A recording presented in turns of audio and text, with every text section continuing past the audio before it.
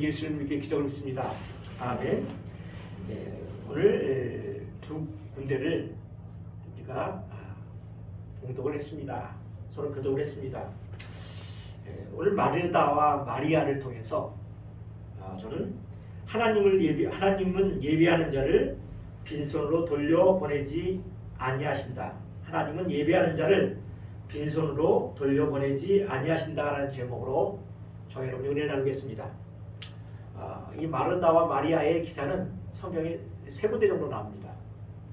오늘 읽은 우리 누가복음과 그리고 오늘 지금 읽은 요한복음 12장 그리고 우리가 전번 주에 은혜를 나눴죠. 요한복음 11장에 나옵니다. 그 마르다와 마리아가 예수님을 대하는 자세, 태도, 그걸 통해서 오늘 우리에게 주시는 하나님의 은혜를 두 가지 정도 정리해서 은혜를 나누겠습니다. 첫 번째는 우리가 사역은 감동으로 하여야 한다, 일해야 한다는 것이고, 두 번째로서는 오늘 제목과 거의 똑같은 이 좋은 편, 예배를 빼앗기지 아니하리라. 자, 이렇게 소돼지 두 가지를 통해서 은혜를 나누겠습니다. 먼저 우리가 좀 살펴볼 것은 이 마르다와 마리아입니다.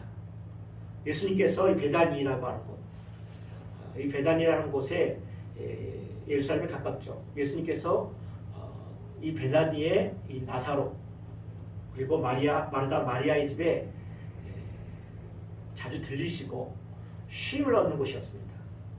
그러기에 우리가 전번주에 살펴본 것처럼 예수님께서 사랑하는 자가 죽었습니다. 그렇게 표현할 수 있는 사람들이었죠. 그런데 오늘 보니까 이 마리아가 예수님을 대하는 자세가 나옵니다. 우리 신앙은 자세고 태도입니다. 어떠한 자세로 어떠한 태도를 가지고 있는가가 바로 그 사람의 신앙적인 기준과 레벨입니다. 마르다는 오늘 누가복음 10장에 보면 38절에 보면 누가복음 10장 38절이죠. 그들이 길 갈 때 예수께서 한 마을에 들어가시매 마르다라 이름하는 한 여자가 자기 집으로 영접하더라 그랬습니다. 아마 마르다는 어머니 아버지가 이름이 없는 것을 보니까 그 집안의 가장 역할을 했던 모양이에요. 특히 장녀고 생활 능력이 있다 보면 그 사람이 그 가정의 리더가 됩니다. 그래서 마리다라고 하는 이름하는 여자가 자기 집으로 오라고 되어 있습니다.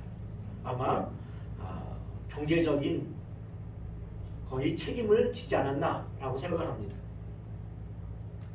오늘 본문에 읽은 것처럼 마르다는 예수님을 대접하는 데 전심이었습니다. 그리고 열심이었습니다. 그런데 마리아는 예수님의 발치에 앉아서 그 말씀을 듣고 있었습니다. 40절에 보니까 마르다는 준비한 일이 많아 마음이 분주한지라. 일이 많지요. 왜냐하면 우리가 손님을 대접할 때 보면 그냥 있어서 안 돼요. 귀한 손님이 오시는데요. 방 청소도 해야 되고 그리고 또한 음식도 대접해야 됩니다.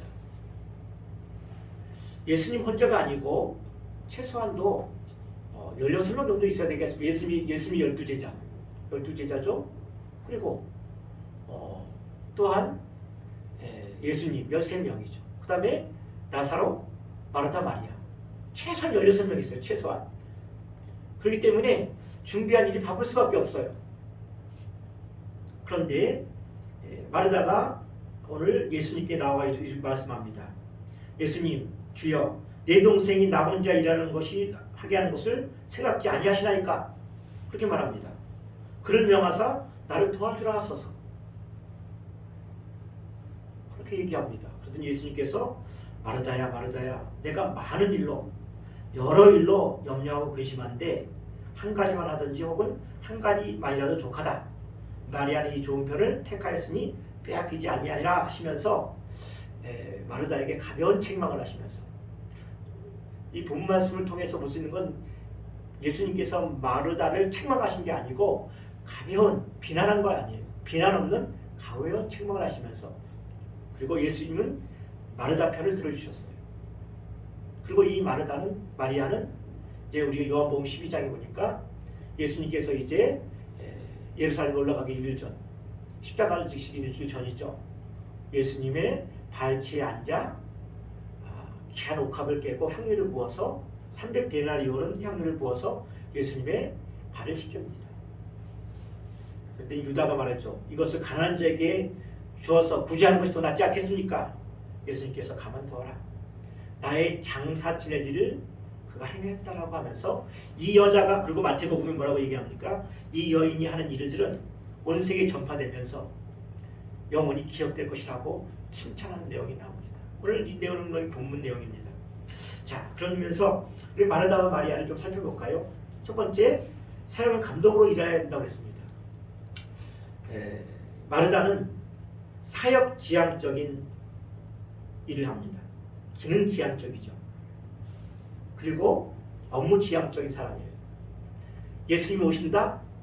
그러면 그의 머리에서는 이미 회로가 작동하고 있어요. 어떻게 몇 명이 오는가? 그리고 이 몇 명을 어떤 음식을 대접해야 될 것인가? 그리고 어떻게 방청소를 해야 될 것인가? 그리고 발을 씻어야 되니까 물은 얼마나 준비해야 될 것인가? 업무 지향적인 사람들은 효율을 중요시 여겨요. 그리고 그 일에 대해서 책임감을 느껴요. 교회에 이런 사람들이 있으면 아주 시원시원해요. 아주 시원시원해요. 아니 목사가 할 일이 없어요. 그냥 알아서 다 해주니까. 업무 지향적인 사람이. 그리고 그 사람도 효율을 중요시 여겨요. 그런데 또 이런 사람들의 단점이 뭐냐면 그 결과를 중요시 여기고 그 자기가 하는 영향력을 중요시 여겨요.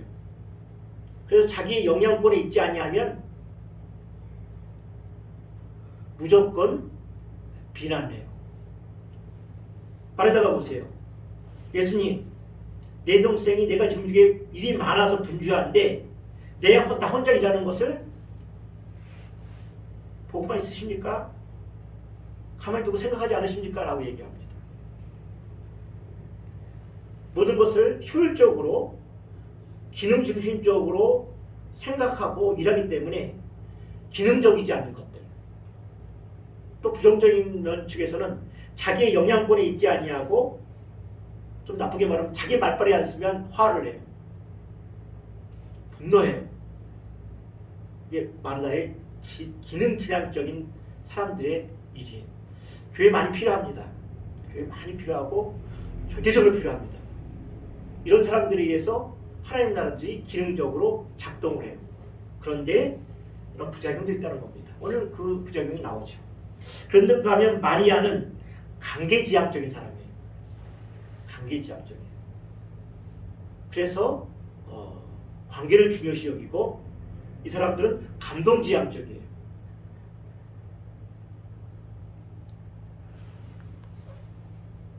예수님께서 마르다가 내 동생이 나 혼자 일하는 걸 두고 생각하지 아니하십니까? 나를 도우라고 말하소서. 마리아는 심지어 하나님까지도 자기의 뜻대로 하지 않는 것에 대해서 의의를 제기하는 사람이에요. 예수님께서 마르다야 마르다야 네가 많은 일로 염려하고 근심하라. 어떤 일로 근심하여? 하나님 나라의 일로. 우리가 세상 일을 하고 하나님 나라 일을 덜 할 때 보통 우리가 책망받는다고 생각하는데 그렇게 아니에요. 하나님의 일을 하면서도 책망받는 사람이 있어요. 물론 그 책망이 오늘 본문에는 가벼운 책망일 수 있지만 그래서 지식이 없으면 선하지 못하다는 거예요. 왜 마르다는 예수님에게 가벼운 책망을 들었을까요? 마르다야 마르다야. 예수님께서 이렇게 두 번 말씀하신 거는 그 안에 안타까운 마음이 있어서 그런 거예요. 사랑하는 마음이 있어서 그러는 거예요. 그의 열심을 알고 있지만 안타까운 마음이 있어서 그런 거예요. 그리고 보면 시몬아 시몬아 마귀가 너를 밀가부르듯이 너를 노고했지만 내가 너를 위해 기도했다. 시몬아 시몬아 너 도대체 베드로예요. 베드로를 책망하는 것이 아니라 염려하고 근심하는 우리 예수님의 사랑하는 마음이 나오죠. 예루살렘아 예루살렘아 암탉이 제 알을 품듯이 품은 것이 한두 번이냐? 예수님의 그 사랑하는 마음이 담겨져 있죠. 마리아도 그렇게 생각을 해요.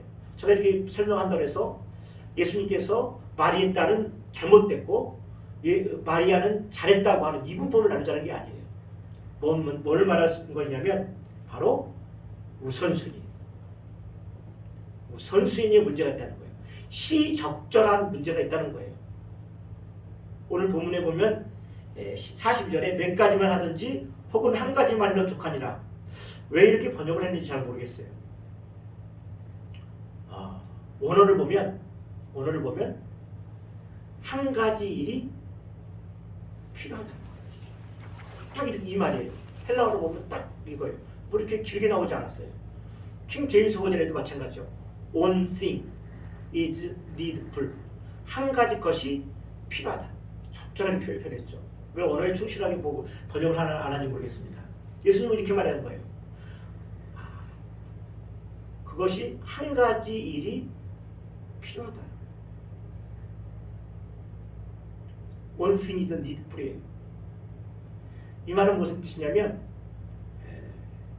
이 한 가지 것이 필요한데 많은 일이 있어요. 한 가지 일과 많은 일. 이 많은 일이 한 가지 일을 능가해서는 안 된다는 거예요. 많은 일은 한 가지 일에 지배를 당해야 된다는 거예요. 한 가지 일 때문에 많은 일이 이루어져야 된다는 거예요. 한 가지 일 때문에 나머지 일들이 그 다음에 진행돼야 된다는 거예요. 이것을 이해해야 돼요. 마리아는 무엇이죠? 예수님의 말씀을 듣는 거예요. 예배하는 거예요. 이것이 선행되고 이것이 균형이 이루어야지만이 비로소 많은 일이 많은 일로 능력을 받는 거고 은혜를 받는 거예요. 그게 무엇이요? 바로 예배하는 거예요. 예배는 우리가 생각하기에 그래요. 마르다가 예수님께서 마리아를 가볍게 책망하셨다고 했는데 그럼 우리가 교회에 하나님 우리가 교회에 봉사도 해야 되겠고 전도해도 해야 되겠고 그리고 또한 구제도 해야 되겠고 교회 봉사도 해야 되겠고 주방일도 해야 되는데 그 많은 일들은요. 그래서 제가 좀 정리를 해주는 거예요. 이 많은 일들이 예배하는 것 한 가지에 제재를 당하고 예배하는 것 그 한 가지에서 지배를 당하고 이 한 가지 일에 다음에 진행되어야 된다는 것을 예수님께서 말씀하신 거예요. 이 좋은 것. 예수님의 발치에 앉아서 말씀을 듣는 것. 예배하는 거라. 많은 사람들이 착각하고 있어요. 그냥 우리 와가지고 이 딱딱한 의자에 앉아서 1시간 동안 순서에 따라서 어떤 식을 진행하는 것이 예배라고 생각해요. 그건 예배가 아니에요. 하나님께서 영과 진리로 예배하라고 했어요. 가인과 가인의 우리 창세기 4장이죠. 창세기 4장에 보면 4장 2절에 보면 하나님께서 아벨과 그의 제사를 받으시고 연락하시고 가인과 그의 제사는 연락하지 아니하셨다고 했어요. 처음 예배에 나오는 그 구절을 보세요. 아벨과 그의 제사예요. 예배는 나를 드리는 것이지 나의 일부분에 관계되는 시간, 헌금 그걸 드린다고 생각하니까 예배에 주는 이 장엄하고 하나님 앞에 온전한 예배를 드리지 못하는 거예요. 예배는 나를 드리는 거예요. 로마서 12장 2절에 보면 너희 몸을 하나님의 거룩한 산지에서 드리라. 이것이 영적 예배니라. 뭘요? 내 몸을 드리는 거예요. 나를 드리는 거예요. 그래서 우리는 이 1시간이라고 하는 어떤 의식 그 자체가 예배가 아니라 바로 내가 그 의식에 참가해서 하나님 말씀을 듣는 것, 이게 예배예요. 그래서 요한복음 4장 보면 예배하는 영과 진리로 예배할지니 하나님께서는 그렇게 예배하는 자를 찾으시느니라. 하나님도 지금도 찾고 있어요. 예배하는 자를. 영과 진리로 예배하는 자라고 했습니다. 두 번째로 하나님께서는 이 좋은 편, 예배하는 자를 하나님께서는 절대 빼앗기지 않으신다고 했습니다. 물론 마리아가 이 좋은 편을 빼앗겨야 된다는 그런 말씀을 하셨지만 하나님 입장에서도 마찬가지예요. 예배하는 자를 뺏기지 않으세요. 오늘 이 본문에 나오는 마르다하고 마리아의 자세를 볼까요? 주목해서 보세요. 자, 마리아는 예수님을 대하는 태도가 어떻습니까? 자, 누가복음 10장 38절에 보면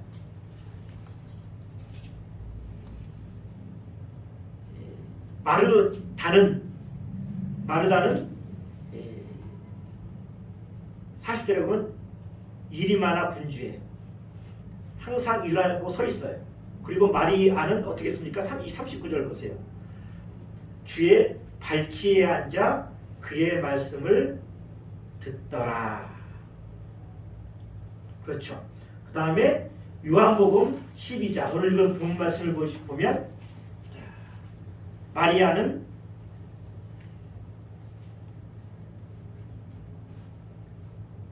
12장 2절 거기서 예수를 위하여 잔치할 때 마리아는 일을 하고, 그리고 마리아는 12장 3절 보세요. 마리아는 즉 깁슨 항류 곧 손잔 나비 한 그릇을 가져다가 예수의 발 앞에 붓고. 자, 한 군데 더 나오죠. 우리가 전번 주에 은혜를 나눴던 요한복음 11장 찾지 마세요. 요한복음 11장 26절에 보면 마르다는 예수님을 맞으러 나아가요. 근데 마르다는 나가고 마리아는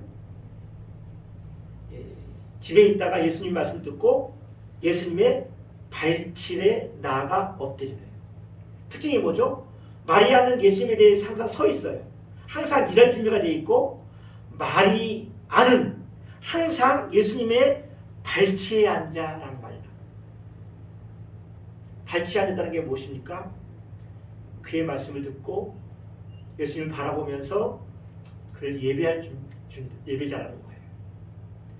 가장 가까운 예수님의 곁에서 예수님의 그 음색과 그 입에서 나오는 그 하나님의 말씀, 그러면서 예수님의 그 말씀하실 때의 음조, 그리고 손짓, 예수님의 그 입술에서 그 얼굴 표정에서 나오는 일일한 얼굴의 근육, 그런 것들을 마리아는 발치에 앉아서 누구보다 더 자세히 보는 거예요. 예배는 이런 거예요. 예수님의 발치에 앉아, 예수님의 발치에 앉아 예수님의 그 숨결까지 느끼고자 하는 그 마음. 오늘도 영과 진리로 성령 하나님께서 말씀을 통해서 우리가 찬송할 때, 우리가 기도할 때, 하나님 말씀이 선포될 때 성령께서 바로 우리의 마음 한 곳을 감동으로 만져주시기를 기대하면서 예수님의 발치에 앉는 것처럼 앉아 예배드리는 게 바로 마리아예요. 마리아는 느꼈을 거예요. 예수님의 발치에 앉아서 예수님께서 손짓하시며, 그리고 예수님께서 말씀하시는 그 음조, 그리고 예수님께서 그 지으시는 표정 하나하나에 눈길을 떼지 않냐고 들으셨어요.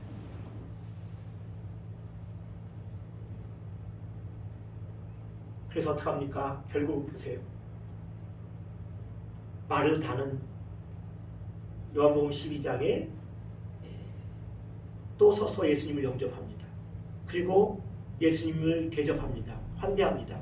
그런데 마리아는 자기가 갖고 있는 향유, 옥합을 깨서 300데나리온, 1데나리온이 그 젊은 남자가 하루 일하는 게 일당이에요. 아마 이 마리아는 자기가 시집갈 것을 그것을 예비하고 있었던 거예요. 그리고 깨서 예수님의 발에 다 부어. 그리고 자기 머리칼 보니까 여자의 자존심이에요. 여자의 자존심이 그것을 예수님의 발을 닦아줍니다. 왜죠? 예수님의 발치에 앉아서 예수님의 채취를 맞추며 예수님의 그 말도 하나하나에 온 마음을 부어넣는 것. 그래서 그는 예수님의 장례를 위해서 그가 가지고 있던 시집가족 모든 것, 자기의 자손까지 다 내려놓고 예수님을 영접할 수 있는 감동이 생긴 거예요. 이게 예배예요. 우리가 저번 주에 배운 연애를 나눴죠. 마르다가 와서 말합니다. 예수님께서 여기 계셨더라면 내 오라버니 나사로가 죽지 아니하였겠나이다 그랬더니 예수님께서 그럼 다시 살리라. 그랬더니 말이고 네 예수님 우리가 다시 살 줄 믿습니다. 부활할 거 믿지요. 그 말투에는 어떤 의미가 있습니까? 교리적인 말씀하지 마세요. 이미 내 오라버니는 죽었어요. 아마 이 책에 어떤 뉘앙스가 다 묻어 나온다면 이 2차원적인 하나님, 이 성경에 기록된 2차원적인 말씀이 3차원적으로 쫙 나온다면 성령께서 그 일을 하시는 거예요. 마르다의 그런 뉘앙스가 들려올 거예요. 예수님 그런 교리적인 말씀으로 저를 위로하지 마세요. 우리 오라버니는 부활할 것 맞다죠. 저 믿어요.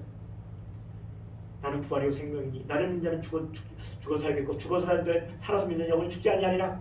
너 이걸 믿느냐? 살아서 믿는 자는 우리가 저번 주에 나눴잖아요.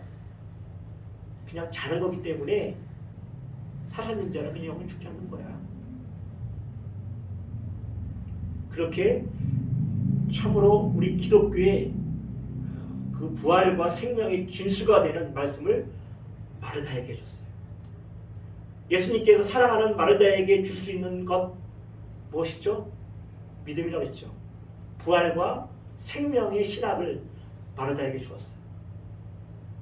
예수님 곧 돌아가실 거니까. 그런데 마리아에게는 뭘 줬습니까? 기록이 없어요. 마르다가 예수님이 오신다고 하니까 집안에 앉아있다가 예수님 발 앞에 또 쪼르르 wal려와가지고 예수님 바라보는 거예요. 예수님은 마리아에게 뭘 줬을까요? 성경에서 가장 짧은 구절이라고 했죠. 예수 wept. 예수님이 우셨다. 예수님은 자신의 발 앞에 앉아있는 마리아에게 눈물을 주셨어요.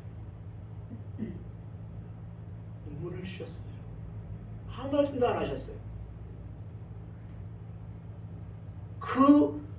우리 기독교의 가장 핵심적인 구절인 나는 생명이요 부활이요 나를 믿는 자는 죽어서 살겠고 살아서 믿는 자는 영원히 죽지 않는다는 말. 이 말씀은 언제 들어도 우리에게 가슴이 웅장하게 오고 또 그렇게 피가 끄는 말씀인데 마리아에게는 한 말씀도 안 하셨어요. 눈물을 주신 거예요. 감동을 주신 거예요. 물론 이 성경 구절에는 영원히 죽을 수밖에 없는 인간의 처절함, 사망이 사로잡고 있는 이 세상을 향해서 예수님 사랑으로 오셨다. 그렇게 해석해야 되는 것이 맞지만 저는 개인적으로 그것을 하셨고 또한 마리아를 보면서 우셨을 거라고 생각해요. 마리아는 봤어요. 예수님의 눈물을. 하나님의 아들이 우시는 것을 보았어요. 왜요? 가장 가까이 예수님의 발치에 앉아 예수님의 팔찌에 앉아 예수님의 그 숨소리까지 듣기려 하는 이 마리아, 예수님께서 그 떨리는 목소리로 말씀하신 것까지 한 말씀도 놓치려고 하지 않는 그 마리아에게 예수님은 눈물을 주셨어요. 그 눈물이 떨어지는 것을 마리아는 보았어요. 그러기에 마리아는 자신이 시집가려고 준비했던 모든 것들을 깨트리고 그의 자존심인 수건이 아니죠. 머리칼로 예수님의 발을 닦아줬어요. 예배는 감동이에요. 감동으로 일하고 예수님이 발아치 앉아있는 것이 예배예요. 그러기에 하나님은 영과 진리로 예배하는 자를 지금도 찾고 계신 거예요. 예배 한번 잘 드리면 내 영이 살아요. 저는 절대 이해를 못하는 게 하나님의 은혜를 맛봤다고 하는 사람들이 이 교회 저 교회 흘러가는 걸 절대 이해를 못해요. 왜 그렇죠? 예배는 생명이에요. 하나님의 예수 그리스도의 숨결을 지금 느끼고 있는 거예요. 성령의 감동으로. 우리 눈으로 보지 않지만은 성령께서 지금도 생생하게 우리 예배 시간에 우리를 감동시키고 있는 거예요. 그래서 이 한 시간을 놓치지 못하는 거예요.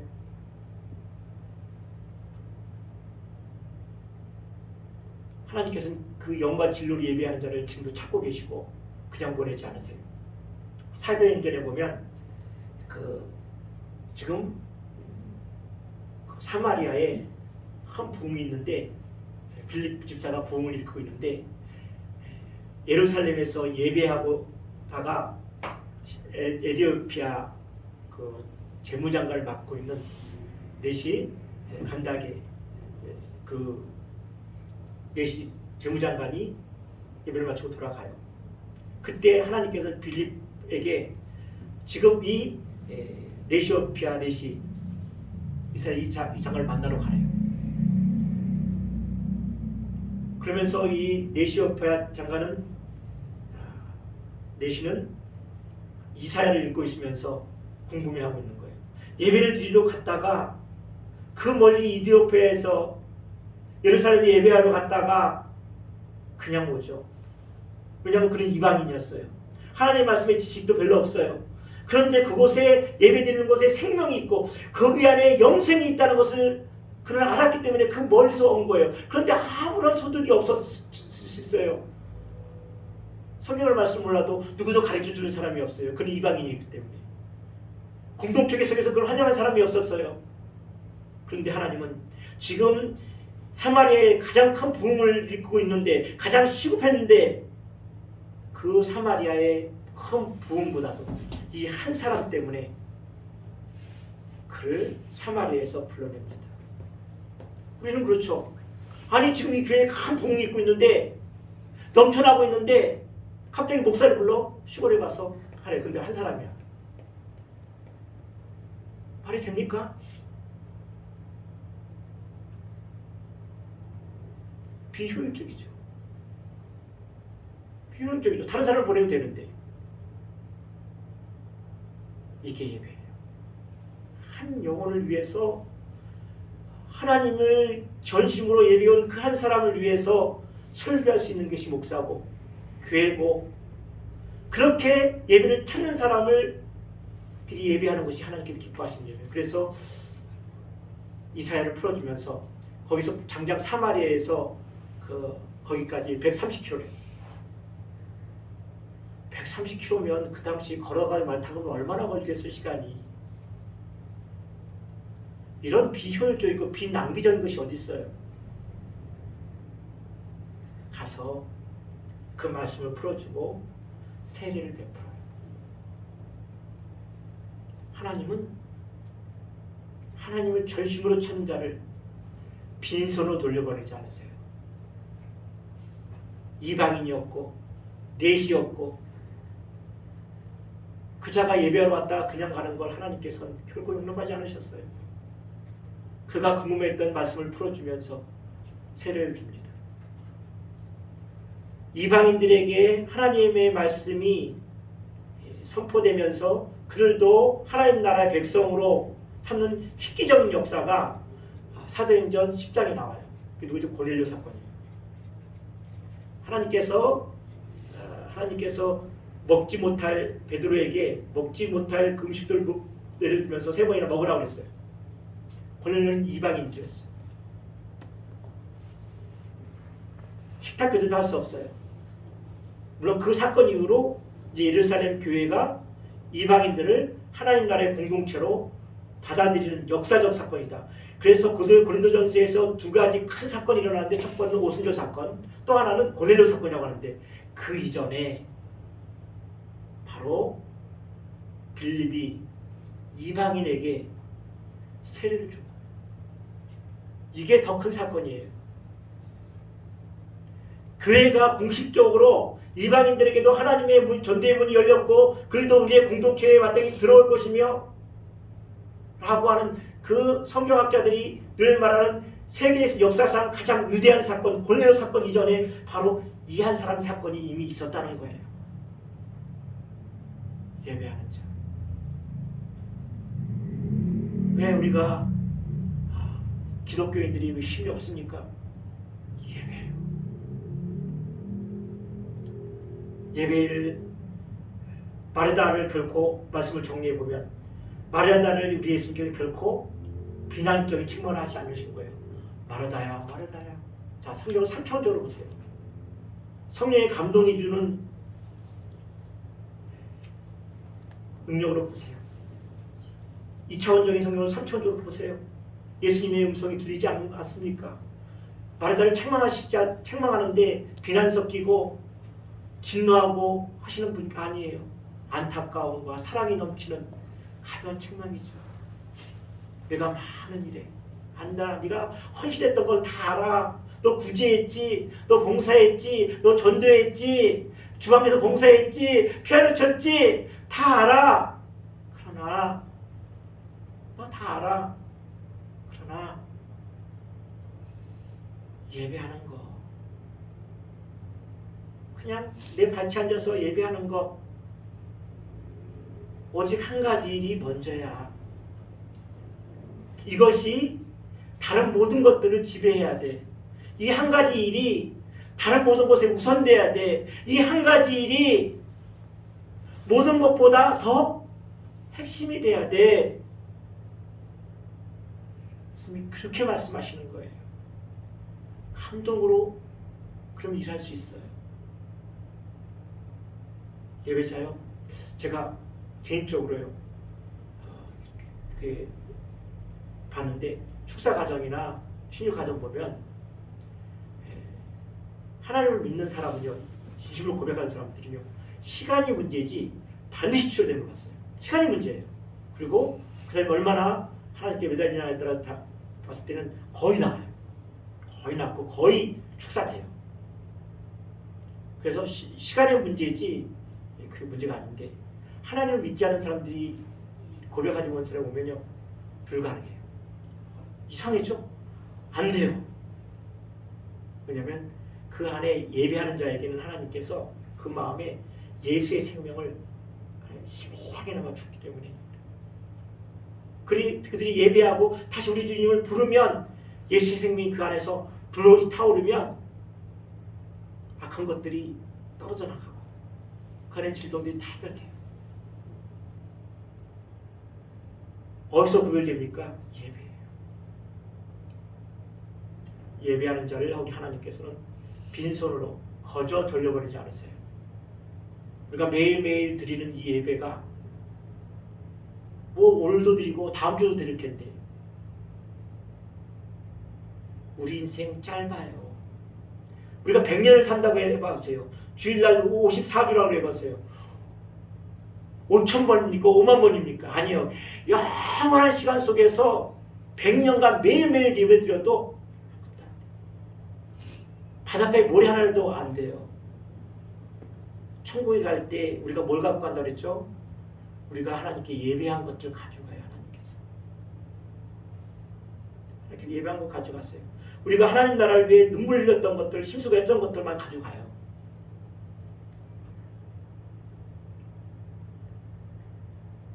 예배 속에 하나님께 영과 진리로 예배하는 속에 하나님의 생명이, 하나님의 호흡이, 그리고 하나님의 감동이 있어. 이것으로 우리가 살며 기도해야 돼요. 기도합시다. 우리 3분간만 기도합시다. 하나님, 우리가 영과 진리로 예배하게 하시고 우리 가정, 이 나라 이 민족이 하나님 앞에 나와 우리 하나님을 창조주로, 우리 예수 그리스도를 구세주로 고백하고 인정하고 우리의 몸을 우리 하나님께 예배하는 예배자가 되게 하옵소서. 우리 가정이, 이 나라가, 이 민족이 하나님 예배자가 되게 하옵소서. 하나님께서 기뻐하는 예배자가 되게 하옵소서. 우리 한성 끝날 때까지만 통성으로 하지 않아줬습니다. 조용히 기도해도 됐고 통성으로 해도 됐습니다. 기도합니다. 주여, 주여,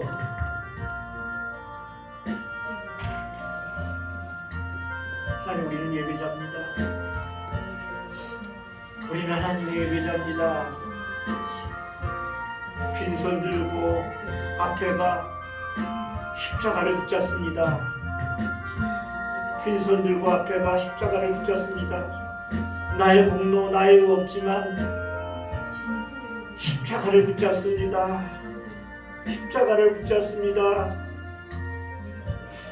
십자가를 붙잡습니다. 십자가를 붙잡습니다. 의가 없는 자라도 도와주심 바라고, 오 하나님, 우리 의 없고 우리 공로 없습니다. 그러나 우리 하나님, 우리 십자가를 붙잡고 오늘도 왔고 예배합니다. 우리의 의가 되신 예수님, 그 예수님을 찬양합니다. 우리 하나님을 경배합니다. 성령이여, 성령이여, 이 시간에 우리 십자가의 은혜가 우리 마음에 부어지게 하옵소서. 십자가의 은혜가 우리에게 부어지게 하옵소서. 주여, 우리를 도와주소서. 우리를 도와주옵소서. 우리를 도와주옵소서. 우리를 긍휼히 여겨 주옵소서. 우리를 도와주소서. 영과 진리로 예배하는 우리들이 되게 하옵소서. 우리 가정, 우리 자녀, 하나님을 예배하는 예배자로 살게 하옵소서.